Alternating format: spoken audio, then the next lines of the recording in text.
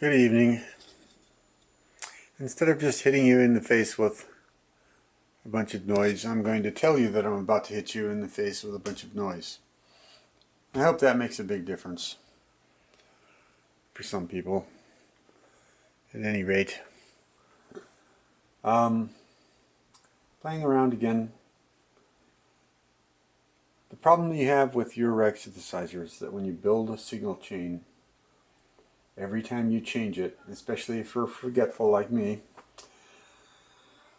you very often get lost. So the same thing applies with this as does in the studio in general, or in art, you know. Limit your palette. So I have a tendency to just start out patching a voice, and then I see these other modules and I'm like, gee, I want to get them involved too. And before I know it, sometimes I get something harmonious and sometimes I get something that's just real weird, like this. No, I know it's causing this.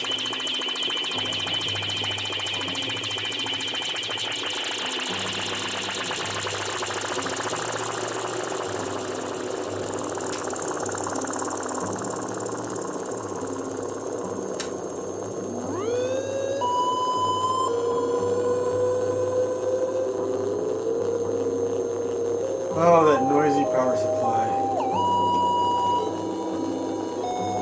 They also have noisy jacks, noisy cables. In fact, it's quite hard to get a really clean sound from your rack.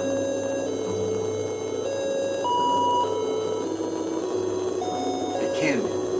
It can be done, but it can be pretty difficult.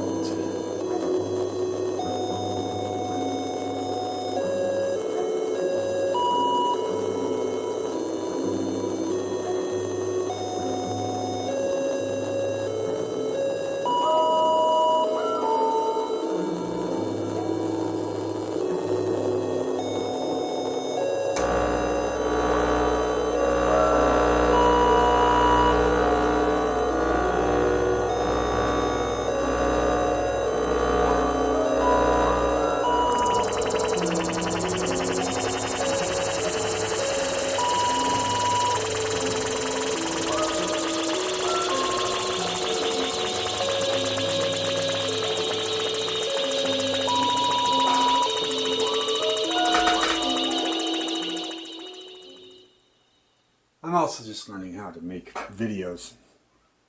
So, been playing with Movie Maker on the iPad Pro. And so I think now I can stick little bits and segments together and create a more cohesive video.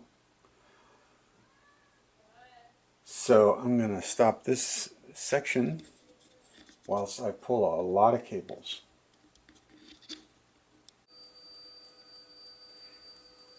Good evening.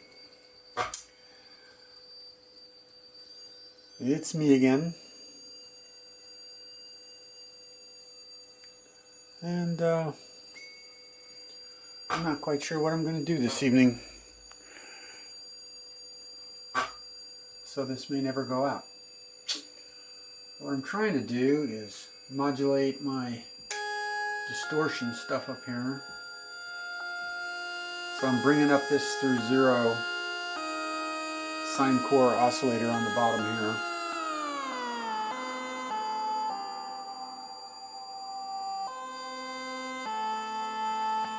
And I'm putting it into my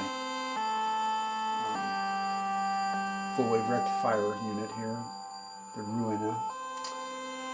And I'm modulating these parameters with FO so that it evolves. And that's all part of just trying to figure out how I can use this kind of like you would use a filter. One thing you'll notice is that you see this in additive synthesis. You can essentially achieve a filtering effect.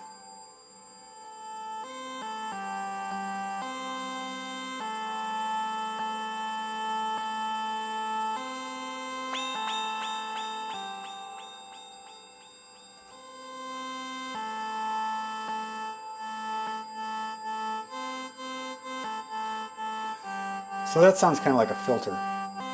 It's not.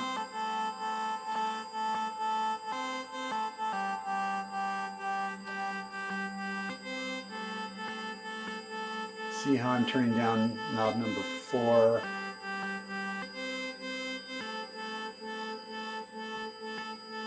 I can't remember. I believe these parameters involve partials of the fundamental note. Anyway,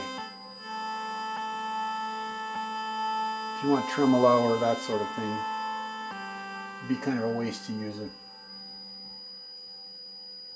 a module like this for that.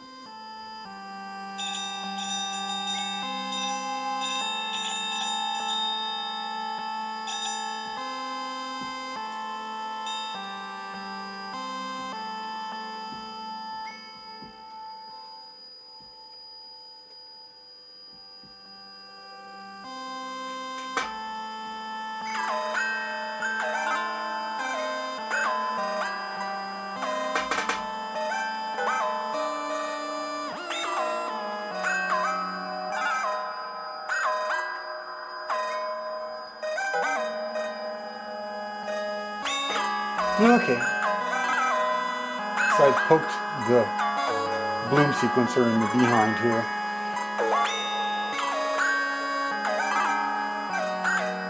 It's going around, sending ratcheted outputs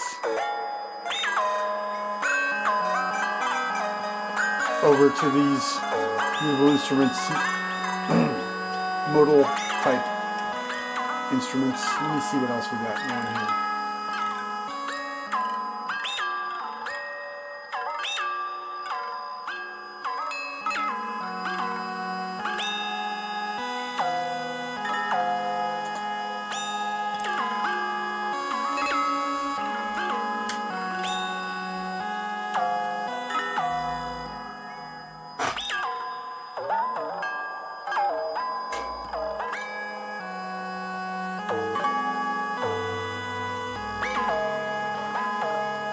So now the question is, how to keep this thing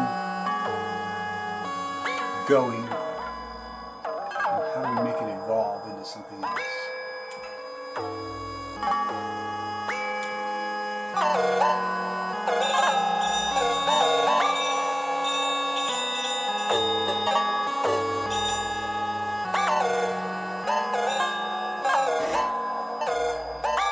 Get some more dynamics going here.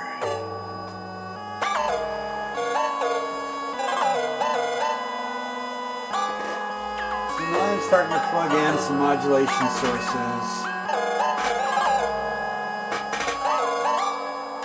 into some of these modules so that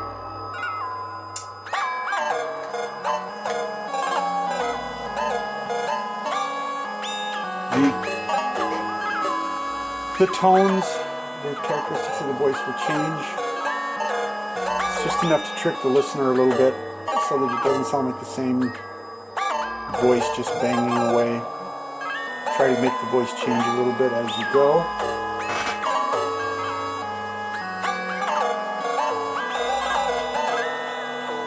What I put out tonight is probably going to be a mess because it's going to be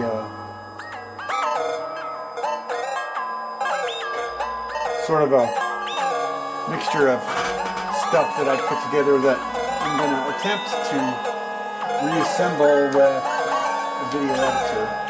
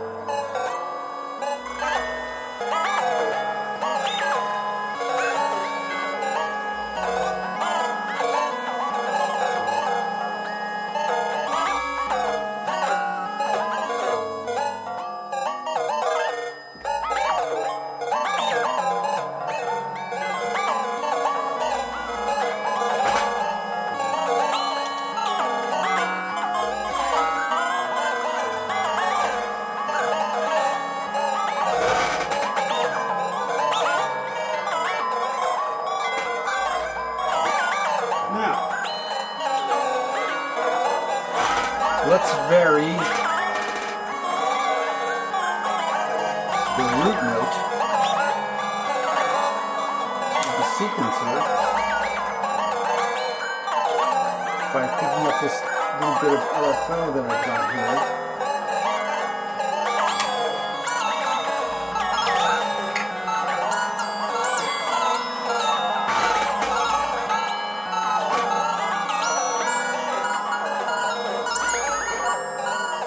So I call this the carve away method. I like to do artwork with pastels, and very often I put down a lot of color and then I take away a lot of color. So sometimes when I get a generative thing like this going on that's a bit chaotic, what I'll do is try to slow it down and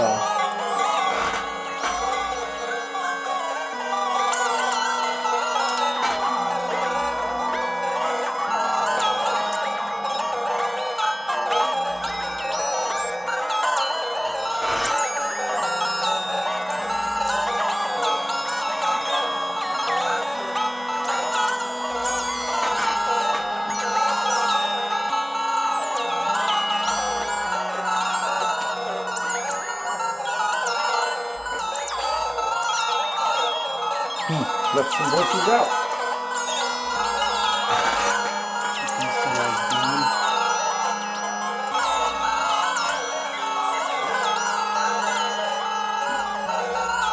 Alright, so let's talk about signal chains again. So what have I been doing? I've been adding a bunch of modulation sources, modulation points on these digital modules, auxiliary modules with these analog modules. I can do it with the digital relay if I wanted to. I've been merging these two synths, creating a mess. And now I want to bring it back into control somehow.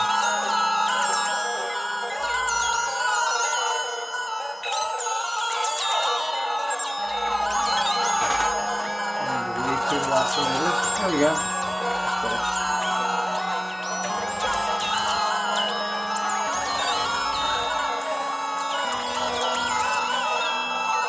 So here's that signal chain thing again. So I've got direct and copy outputs from this LFO, quad LFO. I have one input going into this quadrat. So I'm using the number one or the A attenuverter to lean that forward so that it's a little bit more, so that this thing doesn't ever quite go off. If I were to just go from here to there without the attenuverter, the signal would rise and it would fall, it would become inaudible for a while until it began to rise again. By offsetting it with the attenuverter, what I'm doing I'm taking that 5 volts and I'm shifting it over a little bit, truncating one side and forcing it to not go low. I can do that with a switch here on this thing. Change it to unipolar, which is just from 0 to 5 volts. Change it to what would you call it, omnipolar, where it goes from minus 5 volts to plus 5 volts. Anyway, that's a modulation path. And then what I was doing over here was messing around with an audio path. So very often what happens, at least in this synth, some people have various mixers and they have various sub-mixers, so it's a smart way to do a performative type Euro rack. But I've only got a small budget, so I'm going the classic method with oscillators, envelope generators, mults, VCAs, filters, and mixers. Now, a lot of these features are built into these digital modules. Each one of the attenuverters on this digital modules, they they eliminate the need for an external attenuator. And that's the brilliance of all the mutable instrument stuff. There's so much modulation, and noise engineering also. They build in a ton of control voltage access points. That's why their famous module, the BIA, the Bosimilis Caritas altar, was so popular right off the bat because it was an additive synthesizer voice that could mimic drums, it could sound musical, it could do all kinds of things. And if you modulated it in the right way, it was a one-module drum kit. Still is. There's a new version of it. At any rate,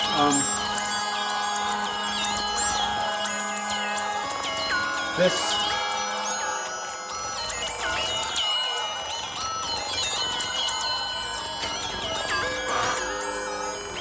is a bit of a mess.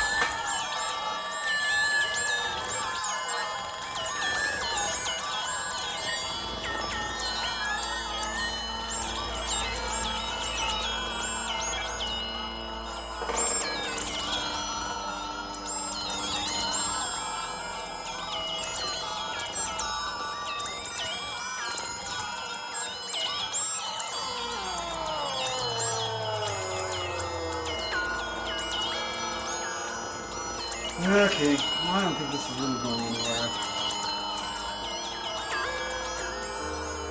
But anyway, that's what I'll do. I'll give it a try. And I'll throw it out there, and if anybody wants to listen to me, I'll explain what I'm doing at least, whether it sounds good or not. Anyway, call it quits for tonight. Ciao.